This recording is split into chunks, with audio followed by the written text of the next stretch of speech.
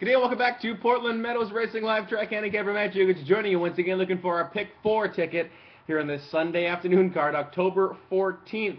We're going to start with the single. Hopefully we can have some bigger catches later in the one. I think the most likely winner on the card, made it our best bet, is the 6 Fire Dancers MG in the 7th race of this 10-race program. I'm going to cut his price down in half. I like to see young horses or lightly raced horses with some conditions left. This guy's hit the board on all 4 tries. A win, 2 seconds and a third. Going to get some class relief. Cutting his price down in half. Ran at 18 Irish. We're going to talk about in a later race. As well as General David came back to win twice. So class relief, cutting his price. Fire Dancers MG is going to be our single in the 7th. That's the 6 horse. Off into the 8th. We're going to go pretty deep here. We're actually going to cover the 2, 4, 5, and 6.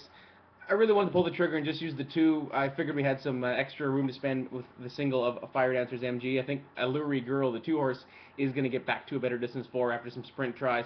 I think a mile and 16th are much better for her after a couple good tries and sprints, a 3rd and a 4th, but I think the added ground does help her out. The 4 known as Lou, another one going to get back to a sprint after trying those City of Roses filly mare claiming series.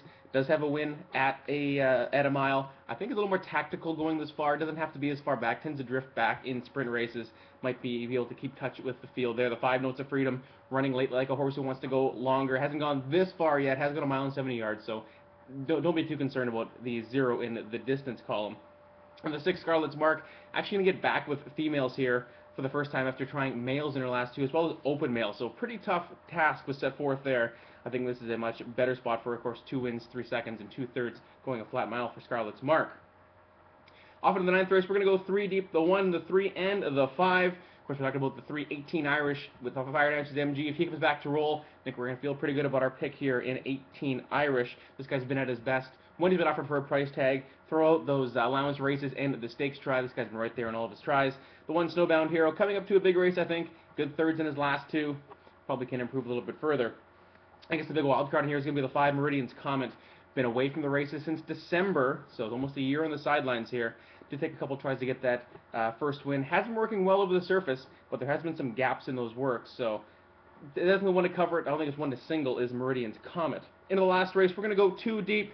The 2 Formula Gold, having enough a nice win. I think this guy should like getting a mile for his 2nd try here at Portland Meadows. Luis Torres, great to see him take them out for leading trainer so far, and Jonathan Nance. And the 4 Thunderclap Newman, not far off if they're mounting a big late rally. Dropped back 14 lengths in the early part, just got beat a half length at the wire to next up winner Mamunya and Simperio, who is very good going long.